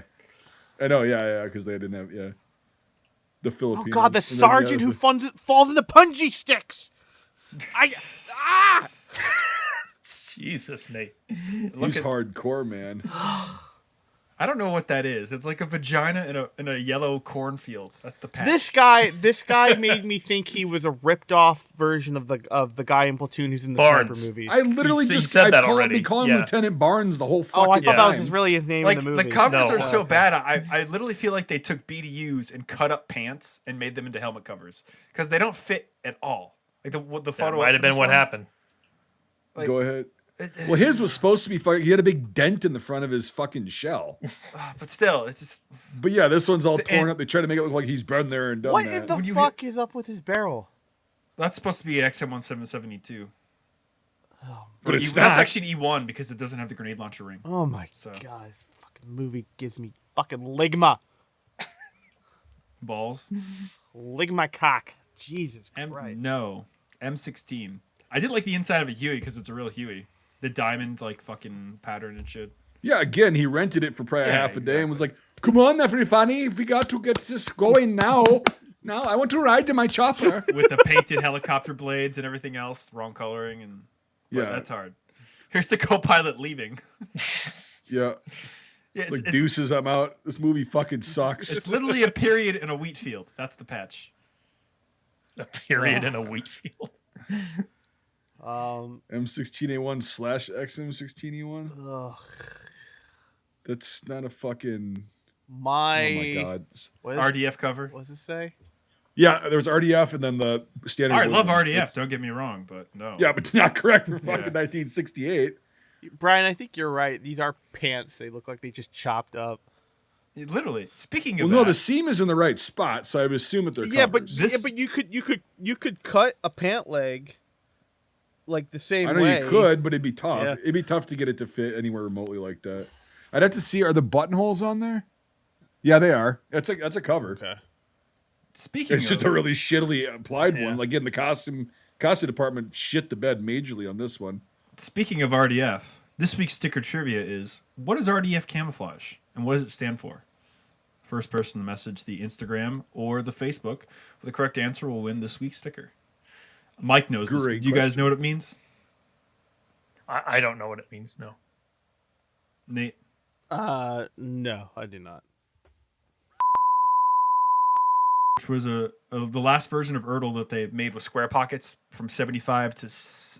Well, it's hard to say, but there was like a transitional... But they made it to like 75 to 80 before Woodland came out, and it was the camouflage that like the 82nd Airborne had at Grenada, and the Marines had when they went to Beirut. And it's like this very niche-y thing that only certain units got, and it's really awesome. It's like a very dark Woodland, but mixed with some lighter tones of Erdl. And like... Once you see it, you can't unsee it, and it's really awesome. But that's RDF, and it's only like a late 70s camo. So, Yep. and it's a collectorism. It just was known as Erdl in the service, but it's RDF to collectors. So, I love it. I have a dude. I found my camouflage. I'll probably at one point Birch spam you with it, but all my crazy like pocketed RDF and things, and Oh, yeah. white tagged, and just crazy 70s stuff. Dudes on heroin making camouflage. What does that say? My It's too dark I don't of a know. print. You Blow can't it up. see. Okay, with Claymore or What it says on his helmet. my My own. own. My own? Well, that's fucking stupid. A lot of random shit shoved in their helmets. Some guys had like some dollar bills in it. that one looks one. like a matchstick. Yeah. There was one guy that had like a $5 bill in his helmet. I'm like, what the hell's that for? You got to remember, there's two seasons of Vietnam. You know, the dry and the wet, and you see a lot of photos in Vietnam where guys put shit in their helmets, but that wasn't taken during the wet season. Oh my god. So it did happen at times, but it was very, very rare. What's the I matter? just remember the two guys chasing each other and they both running and they're going, "Ugh, I'm empty." And I'm like, they're gonna fight in like a lake bed, and then the camera cuts to a waterfall with a pool, and I'm like, they're gonna hand-to-hand combat. Blah blah blah blah blah blah. Oh, he's gonna drown him. Blah, blah, blah, blah, blah. Like, fuck you, dude. Why is this movie existing? This is the most piece of shit fucking thing I think I've ever fucking seen today. I had a terrible day, and I have to fucking deal with this goddamn movie. Fuck this shit. Movie sucks balls. Ligma, dude. Fucking Ligma. I want Nathan to run through this movie saying, with that tone, saying everything that happens. I That will be the can. review. I bet you can. I know. Fucking Ligma, Wait man. a second. Jesus. Is that an H bar? Christ. Looks like an H bar. Or at least the photo is. M16A2. I'm done for now. God damn, this fucking movie sucks. Yeah, it's pretty good, I thought.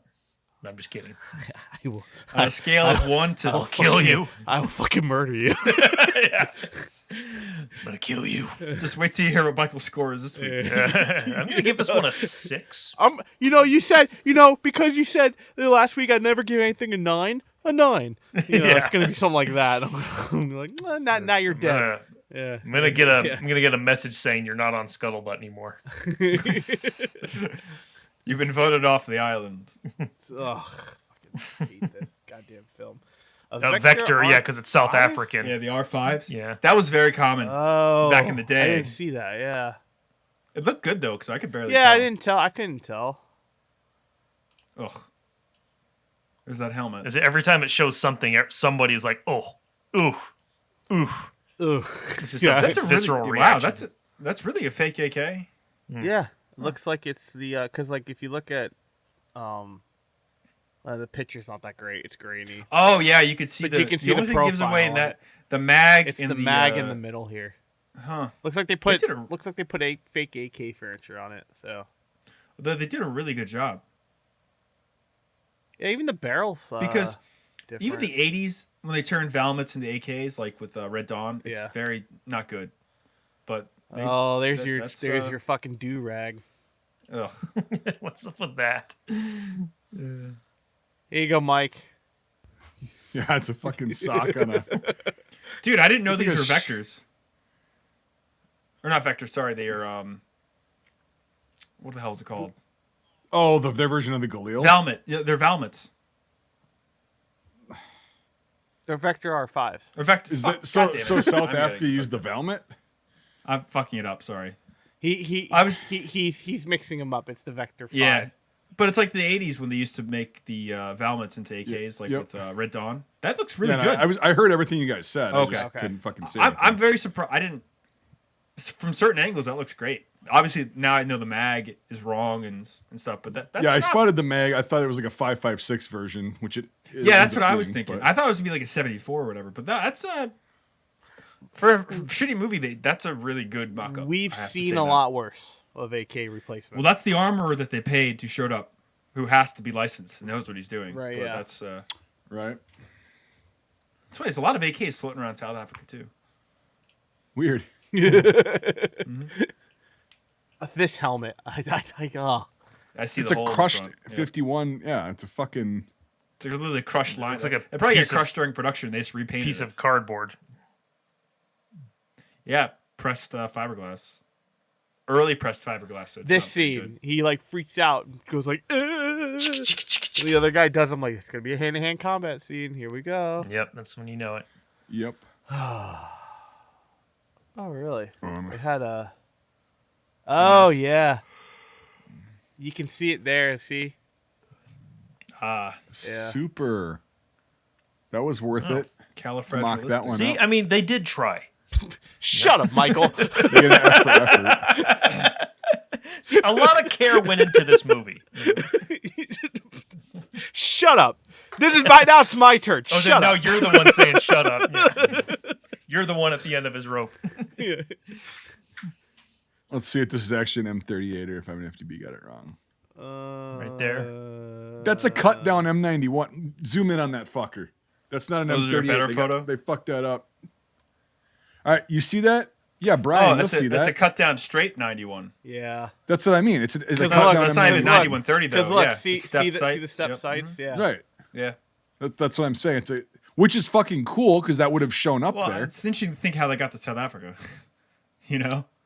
Well, no, they would have showed up everywhere in the world. In Vietnam, they definitely would have been Oh, there. yeah. In South You just don't Africa, see a so lot that's. You don't see a lot of 91s proper in South Africa. Is what I'm trying to say. If I gave half a fuck about this movie, I'd go ahead and change that. But fuck them. You guys, whoever Michael. wrote this was wrong. Michael, No, I'm not doing it. No, fuck. Nope. After this pod, I'm never wasting time even thinking about this. Yeah, I'm piece never of gonna shit say again. this. The only time I'll ever say this movie's name Never acknowledge is this about ever how again. it's the worst movie I've ever laid my eyes on. Yeah. hey, Mike, remember that time we watched Tunnel Rats? You mean 85? What? It's like, yeah, 85. Like, and then nothing Come here, else. you son of a bitch. Start beating the shit out of you. Yeah, note that every operator fires at one handed, a difficult feat. Yeah, especially when you've got people that don't know how to fucking use this thing. They're Oh just my God. standing straight up. Like it's a huge battle going on. The guy's just like standing straight up. God, look at those patches. What did I say, Nathan? Oh. It's a period in the field. But Brian didn't even want me to talk about it, so I'm not going to talk about the patch. 'Cause it's not a patch. It's a piece of cloth with some color and shit on it. It's a fucking vagina in a wheat field. Yeah, it's a vagina in a wheat field. It literally is. Yeah, that's what you said. That's what it That's is. exactly no, what it that, that bothered me so bad. Like, 1968 Tunnel Rats DVD quote: "Vagina in a wheat field." I thought when I first saw them, I thought they were World War II era first ID patches. I didn't know what they were. It just looked like someone was having their time of the They look month like in a really fucking wheat weathered, field. like sun-dyed, like first ID patches. It's like what Old Yeller must have looked like when it burst out of the ground. for the first One-handed time. in a Rambo mode as he shows us his war face. Doesn't it jam though? Like, doesn't it stop shooting? It doesn't work at all. oh, for this whole sequence. absolutely. Yes. Yeah. There's maybe just like, come on, you motherfuckers, or something like that. That looks like my Yeah. O face. Oh, Oh, oh. I wonder if he learned that during basic. Was that during the 3 hours where they Oh, filmed the song? go up. Rhodesian brush hat right there. Yep. Caught it. Oh wow. Brush Didn't see that earlier. I thought it was like a tiger stripe or And some shit. apparently That's fucking great. Apparently he's a member of the Ramaka Brigade because he's got a fucking scorpion in his patch. So Oh, you know what? Those might actually be South African uniforms. That's what those are, right? Dark green and everything. Before they came out the Nutria Brown or whatever the Like fuck the early it's called. 90s ones. Like post Yeah. post apartheid, but early South Africa. Yes. That's what those are. Yeah, but they look like fucking you go to they're so chintzy looking. Yeah, but he did all the research. Well, that was South guys. Africa. The country was broke because they were trying to fucking, have majority for 30 years. Yeah. The webbing is good, but the uniforms are really cheap for South African stuff, traditionally. Yeah, that has Right. to be South Africa. And just with really shitty, like, name tapes bought on eBay. Or it made it a local fucking like sewing place that they're just like, hey, we'll give you $10. Can you just They make look- these? Like, the U.S. Army ones all at least looked like U.S. Army pattern, but all from, like, 30 different years. And you get, like... Because I have, like, tapes on one of my uniforms made in Korea. And they're totally different from, like, even Vietnam theater-made tapes, So you get a lot of different things. Yeah. But it just... I don't know. It's just fucked up. Oh, I've never seen one of these Never before. seen this. I don't know what that is. Luckily, they're in the jungle with it. Oh, so wow, that's yeah. good. See, that's When you were in the, Iraq, That's the shot you right made there. sure to- This guy's just Yeah. standing there, and he gets a bullet through the head. when you were in Iraq, you made sure to mount all your 50 cals inside of wadis, right? It's just like you Right. put them right in the And, middle like, of the jungle with no on field a of fire. very tall, like monopod looking thing. It's a Yeah, mono. okay. You mean so that your head is the tallest thing possible? That thing's like and then we just would that stand thing's like there almost and wait to taller get than hit. that guy. Like, Yeah. Right. and And the sniper... oh, God, I forgot about that. he shoot. Yeah, and his like legs blow off or something. Yes, he blows his leg off with an SKS. I burst out That's not laughing. an SKS. It's I forgot that's a about fucking AK. But yeah, it blew his fucking legs and his lower hip You're off. like, what? Well, 3.9 does that to you, unlike 2.22. Or sorry, Wait a second. 2.23. Read this. Okay, Who Joe wrote Biden. this? What does it say? Somebody that likes the Oh film. no. Blah, blah, blah, decides the U.S. soldier isn't dead enough and proceeds to posthumously dismember him. One would hate to think what would happen to the poor bastard if Wynn got him alive. Did Uwe, did he write He this probably himself? did this page himself. And he still managed to fuck things Yeah. up. Nice. Like, but they're putting. My name is John. this is- John Wynn. Someone's This is putting definitely- commentary in the descriptions. Like, what? This is I've been reading them as we've been going, and I just stopped because I was getting angrier and angrier Well- and angrier. Yet fucking Stalingrad 93 has like the most minimalistic things. If on there anyone with is, this Well, because piece. it's a good movie. if anyone is going to like this movie, they are going to have the grammar of whoever is writing this stuff. There's the wide shot of him blowing the man's legs off with 3.9 ammunition. But Known to be deadly at the close but you range know of 2 meters. he's stabbing him over and over and over and over again. that didn't happen in Platoon or anything, which is really good. Gotta have someone with a shotgun. Very Smith and Wesson Model 91.6A. Not liking fucking Platoon at all. Yeah. Or anything else. You always have to have the shotgun guy, RDF. yeah. They have a lot of nice RDF covers here. I gotta give them that. I mean, it's fucking totally wrong, but there's not one Mitchell Patton cover in this movie. No, I thought because it's at first like there was some of the like angles where the sun was shining. I'm like, oh, do we just get one? No, not even one. Nope. And here's the thing: even for '68, Ertl covers, you're not going to see them on Army troops for the most part, unless they're Pre-70. unconventional. Like, no Yeah, way. it's and even post '70, it's like that's maybe the if you- rarest yeah. item. yep, You'll see a platoon wearing fucking boonies in combat before you see one guy with an Ertl cover. Like, yep. yeah. Very even like uncommon in the Marine Corps. Like the Air Force actually unusually got a lot of Ertl stuff.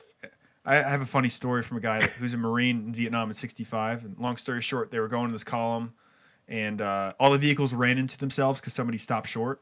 And it was a Marine that was in the first vehicle that stopped in front of an Air Force base because the guys had M16s. He was like, "What the fuck?" And him slamming on his brakes caused the rest of the column to get into a car accident. That's how revolutionary the M16 was. But Air Force guys always got that shit. They're like, the joke is the first unit that got Ertls in Vietnam was the Marine Corps band. So Yeah. 1911A1, yay, a lot of that, a lot of flagging. Holy Yeah, a shit. lot of flagging. Yeah. lot of Like and a right lot of, there. like, putting Like it, right there. yeah. I did like the gas mask again. To reiterate, I did like the gas mask scenes in the tunnel. I thought that was nice. A good put. Wrong good mask touch. though. It's true. It's all shit. But I did think that was an interesting touch. So Is that dude? That's not a 1911. No, No, that's like what November or I was something. about to ask you guys. That looks too square to me. that's also too way too small. That's a short. 32. So that looks like a Yeah. 1911, but that Yeah, is that looks like 1911. 1911. this that's does not. not.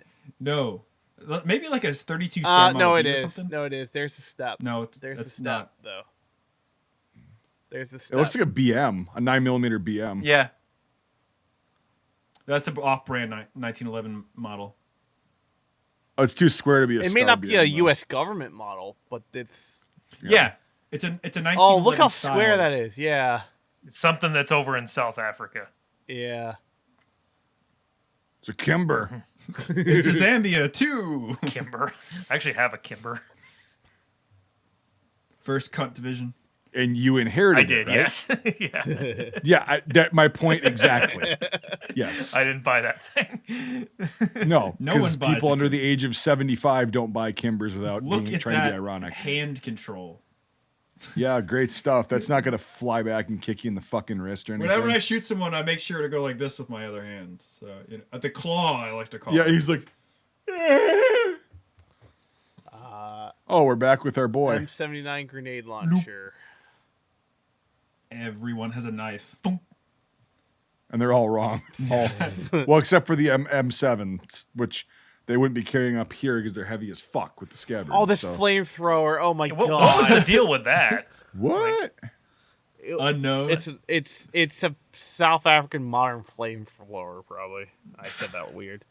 Flower. It's a flamethrower. Flamethrower. Nathan, I want you to say octagon. Sorry, I had mush mouth. So Octagon. you guys can't even do an M2, You really? prepared for it. Yeah. I always say octagon halfway through a sentence. M26 hand grenade. Yeah, that's definitely not. That's a great hand grenade What right the there. fuck is that? I have no idea what that is. You follow the white man, Nate. Yeah. Yeah. Ugh, Christ. Is Yes. it over? Nothing cuts wire like pushing a knife down on wire and hoping it doesn't Oh, pull yeah. the fucking pin out. Yeah. I mean, it's so easy to cut wire braid with a fucking combat knife. Those grenades look very real. Look like M61s. You should start selling those in your store. They're very good. Yeah. Oh my And they- god. What was the point of this? Look, So the hey, lieutenant it's like the map sequence So- in Platoon. So I want to nail this down. So nothing's more real than a guy calling an airstrike on his position. Then he runs to the grenade box, opens it up, and he's gonna pick up the grenade. And I thought he was gonna do like a Jonesy thing where he's gonna like rip all the grenades off and start tossing them like and nailing guys Right. and being all like cool, like badass like Jonesy was. No, he just drops it and goes, "I'm going out with a bang." Boy, I Like a guess. Sergeant Johnson from fucking Halo 3 line, drops it down and fucking explodes. And then 6 hours later the airstrike comes in. That's realistic. Like what the fuck? Ugh. And then there's your gas grenade, Brian. You know what CS stands for? Cerebral systems. Birch would probably know. I used to. I forgot. It's something. Crystallized sulfate. Oh yeah. Yeah, I've actually. That was the first. I threw one of those when I was a kid. My dad had one of those. Oh, the gray ones? And yes, that exact wow. one, that M73. And so because I used to have I still have it, but I had a gas mask, and he was like, "Well, I need to get rid of it because it's getting old." So we went out to our little private range, and he let me throw it, right? And I was walking through the CS, the gas mask. I'm like, "Oh, this is so cool." And all of a sudden, we waited and got out of the cloud, and then it dissipated. And he's like, "Okay, go get the casing." So I walked up there, and it was like I hit a fucking wall, like a literal wall. Even though you couldn't see the smoke, it was still there, and I was just like, and so he was coughing and shit, trying to get me out of there. And that was Good Friday back in like 19 whatever, and we still went to church. So I get home, he's driving us home. I get home, and I'm like, my eyes are just like, I'm like, oh, fucking burns. And my dad's like sitting there going, driving, having been just gassed. We retrieved the thing though. And we get in, my mom's like, are you guys ready to go? She's like, what is going on? What the fuck happened? And My dad's like, "Wait, just," and then he brings me to the bathroom and starts like, getting it out of my eyes and shit. And it was like a fucking thing. So we sit in the church and we're both like, my dad and I's eyes are just bleeding at this point, basically. And we're like, everybody thinks we're dying, coughing. And it's on our like clothes and our skin a little bit. And we had changed clothes, but we didn't get a chance to like shower completely. Yeah. Mm-hmm. And so people next to us are starting to go, this is a true story too. You can literally ask anybody that's there. Like they're going, They're getting like second hands. and I'm like,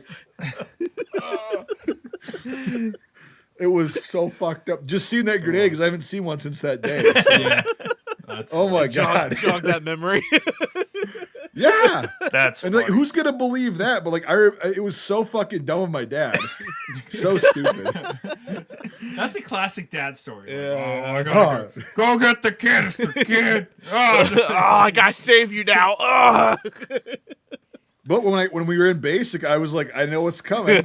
yeah, right. Nobody else did. Yeah. That's funny. Fuck. That's it. The only thing I have on that is I once had to go to church with my face covered in poison ivy, and I woke up that morning You and mean like it last just year? sprouted. Ugh. Yeah, there was 2 times in my life that I had poison ivy completely on my face, and I was probably like 12 or 13 at the time. And I woke up, and my face was like on fire, and my stepmother was like, "It's time to go." And I'll never forget being in the back pew, just being like, "Don't touch your face." My eyes. Yeah, and it was just like the SpongeBob, like, "I don't need it." I Fucking, need moment. But yeah. Oh yeah. Well, we have made it to final thoughts. Thank fucking Christ. Who wants to go first and talk about this epic? You call it an epic again. Yeah, it's something. call it an epic one more goddamn time. I dare you. I dare I you. dare to. you. I dare you. Nate. Okay, he started. Because Brian made a joke and said you should do your angry voice and just do a small summary of the whole film. Maybe I'll wait until my family's gone and then I'll just start screaming in the basement and do like under a minute short for everyone about the synopsis of this fucking movie. This movie is absolutely terrible, as everyone could probably guess by my opinion of it. To make a very long-winded statement short, there is nothing beneficial from this movie, not even shots. I think the only thing that comes with this movie, seriously, the only good thing that comes to this movie is the concept of someone to do a tunnel movie in Vietnam better. I think that is the only thing this film offers to anything. I never thought the day would come in this podcast. I thought Hyena Road would be number 1 forever. It's the worst war movie in my book. This is now number 1, the worst movie, and I think everyone shares the same statement saying that. And this is dog shit. So I'm going to give it, because people worked on it, because actors worked on it, because even Uwe worked on it, I'm going to give this a 1 out of 10 Scream Mel Gibsons. A movie is a movie. I think getting a movie done and completed, published, and sent out is a task alone, should be rewarded. And by rewarded, I give it a 1. This is dog shit. So, that's my spiel. And I don't want to waste another breath on this goddamn thing. Michael. Yeah. Geez, what else needs to be said? Like I say, when I just saw that name of the director, not only that, I mean, he wrote it and produced it and everything. I'm just like, oh no, we're in for one of these. Oh, Yeah. See, you actually knew who he was, and I have no concept Yeah, of this man. Now I do. unfortunately. Now I'm traumatized. So yeah. Yeah. So, yeah, just bad, dude. Just real bad. I don't ever want to watch it again. Like, there's some movies that are so bad, like I'll watch them again for just for hilarity's sake. This I will never watch again. But I was actually bored through a lot of it, like especially the first half. Yeah, very especially the bored. first half. I was really bored. I'm like, is anything gonna happen? It's just these guys hanging out. And just these terrible actors hanging out. So I don't recommend it to anybody. I don't want to ever support anything Uwe Boll does. I'm glad I didn't have to pay for it. So I'm gonna give it 1.5 stars. So 1.5. Wow, Yeah. I'm shocked. Fuck you, Uwe Boll. Come punch me in the face. I don't care. Come punch me in the face. Oh God, what can't I say? What can't I add to this film? It's horrible. I don't know. Like, don't watch it. We took the bullet for you. We went into tunnels. You stayed out of them. Like, it's just bad.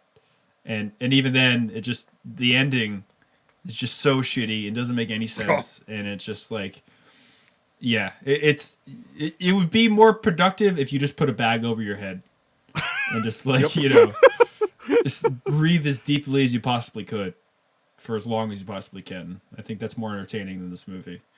Yeah, I don't condone self-harm at all, but it's horrible. What Brian said earlier, I don't remember if we were recording or not, but he said there's always a worse movie. And to a point, I agree with that.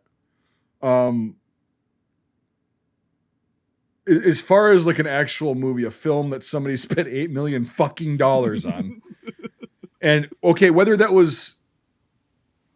number like 35 grand was like an opening weekend or some got fucked up on IMDb, they didn't give a shit about it. If you only gross 35 grand out of 8 million on your opening weekend, you're fucked. I mean, you done goofed.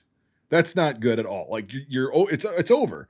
And anyway, the fact that somebody like Nate said greenlit this entire thing is Uwe like a fucking rich, like a trust funder or something? Like, how the fuck do you get $8 million to piss away on something that you lose that much? Oh, tax write-off. Yeah, but what about everybody else's livelihood and about their lives?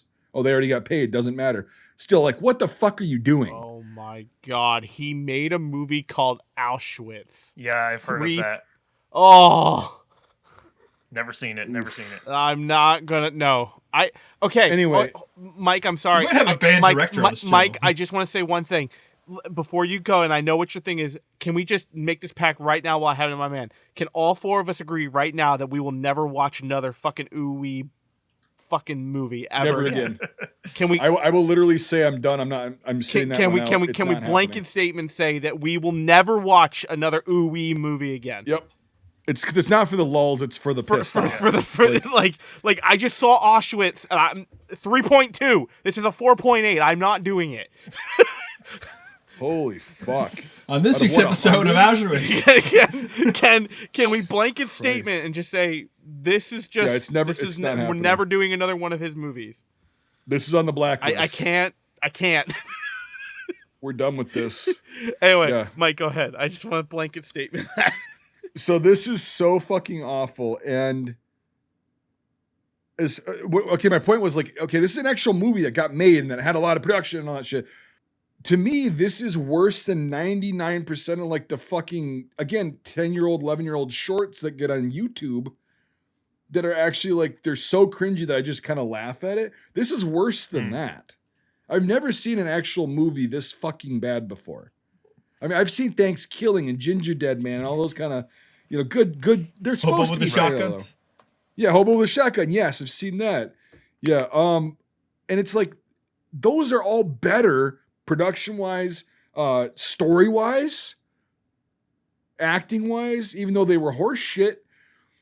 I don't understand how in the fuck this guy can keep making films unless he's an absolutely loaded trust fund retard kid from Germany, from an upper, well-to-do family that can afford to piss away $8 million and only make 35 grand back because he likes it. And if somebody challenges my shitty artwork, I'm going to challenge them to it's like, who the fuck are you? Anyway, so I'm angry and I'm trying to just keep it rational, okay?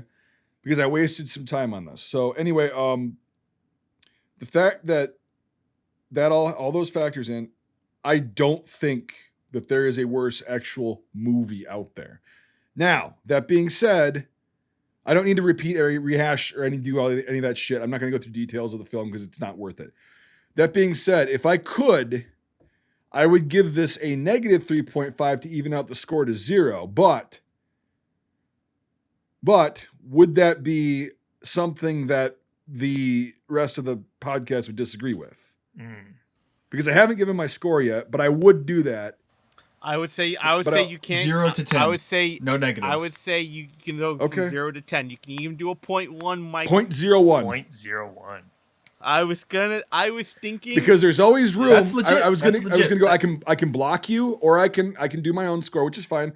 But the reason I did a 0.01 is because my odds are very much in my favor that I'm never going to see another a film this shitty. But it does leave room, that little tiny chance open. But this was fucking terrible. Awful. I would say a 0.01 is totally game because the Mr. Mike A himself did it for Midway, so you can do it for any movie you want. Yep. That's a total legit score. I'm usually not miserable watching some of the shittier ones we've done, where it's like you can get a chuckle or something and be like, oh God, come on. This one I was just pissed off the whole time watching. I'm just like, are you fucking kidding? Like, really? I mean, It's yeah, horrible. anyway. I ahead. laughed during Hyena Road. I didn't laugh during this. Yeah. Mike B would rather be in the Japanese POW camp. with David Well, I Bowie. wouldn't go that far. I like to eat. Kenny Christmas. You can't be gay unless I tell you to. Yeah, those I Unless authorize I it. authorize it. That was it, yeah. You cannot fuck other men unless unless I I authorize authorize it. This was Michael's Christmas, Yeah. everybody. yeah. So I opened that up. I'm like, Santa yeah. Claus is coming to. Wait, what's this link from Mike B? That's from me, actually. I was 'cause from, I followed was in it. the thing. I'm just Yeah. like, what's that? It just auto played and then, yeah. You cannot fuck other men unless I authorize it. Don't touch the spicy triangle unless you really want, the verbiage to come out. Well, we already went through that lesson, and it's It made for a memorable moment. A memorable explanation. Yes. So, so. What's our score, Brian? Drum roll, please. So, all right. So, after putting the scores into the computer that will tell us if the Vietnam War is winnable and if the Viet Cong actually did use helmets and tunnels, we get a score of 0.8775 out of 10. Wow. It's a little too high, but I can deal with it. Yeah. We have a score system on this podcast. Like a 7 to 10 is that's a great movie. You should really watch it. Like anything above a 9, it's like a handful of films. Like why aren't you Go out of watching your it? way to watch it. Yeah, Yes. yeah. Yep. Just leave work, turn around, go home, and watch it right now. And then you get your good 4 to 7 movies where it's Thursday night, fucking 6-pack, good time. Then you get your 1 to 3.9, and it's bro. Then we have and I think we can agree on this. The below 1 is the do not watch. this is the only this one. is This is So far. so far. This is the only one in that category now. We not have never watch. gotten below a 1. DNW. This like, is so. Do not also, follow. don't take do this. not fuck. Also, Brian, don't fucking take this as a challenge to find a shittier movie if you possibly can. Oh, it would be a challenge. I'm burned out for a while off of this. We have some really good ones coming up, so that's how you're gonna make this up to me. Oh, I guess we won't be doing Full Metal Jacket next time. Oh, dude, I'd rather watch that piece of shit a million times over than have to watch another 15 minutes of this fucker. I can't do it. At least they got some shit right in Full Metal Jacket. I'm just sick of it being quoted. That's really it's not really the film's fault. We'll talk about it next week, but this is so fucked up. Don't take it as a challenge. Let's keep going with the great ones we've got lined up. Anything is better than this. My spirits are high. Gonna be tough to beat this one, and I don't think you can. I don't want you to try. I'll tell you this. Go ahead. I'm not going to try to outdo this as long as you put together a 100% correct Stitch, not C, 1968 Tunnel Rats GI impression. Okay, I've got it. I know. I've got it, so we're good to go. You should make a run of patches. That would be Yeah, great, like the store item. The I will say Vietnam War Oh. patch? Question marks? Like upside down question marks? I You know, will I will say it was a total joke. I released I did a Happy New Year thing of Lieutenant Dan and him just sitting there. And the very last second, I put Mike B's face and realized it's a whole nother year of shitty films. I did not realize this was next. Unfortunately, it's the very first one we reviewed for the year. Yeah, So this is our first thing this year. This is our first one Yeah, this And we year. started the ball really well, low. technically, so. we did. It was released. Stalingrad was released for the new year, but as of Mm-hmm. recording, this is our first for the Yeah. new year. So it was not intentional. I promise. Dude, yeah, the first one ends up being a literal fucking disgrace to filmmaking. Everybody who served in the Vietnam War and anybody who's ever had to watch that hunk of shit. Yeah. So Yeah. that's all I have to say about that. That's actually what Forrest Gump said when he was speaking in Washington. When they cut the There's gonna be a man that will be born. His name is Uwe when Bolls. they cut the microphone. Yeah. Yeah. Which I will say, that's such a good It scene. is. It's such good filmmaking, so much. How do you talk about that? What you can't talk about, you know? But well, we started the year off very low, guys, and we thank you for your time. It As always. can only get And better. We'll catch you. Yeah, we'll catch you next week. Okay, settle up, motherfuckers. We're going out there. Let's go. Oh, yeah. Catch you guys next week. Ligma. Thanks for joining us. If you enjoyed this episode, make sure to leave a rating. Otherwise, Mel Gibson won't stop screaming. If you like this content, make sure to check out our Facebook, YouTube, and Instagram pages. If you want to directly support our work, make sure to check out our Patreon. All these links are in the description below. Until the next time, Scuttlebutt out.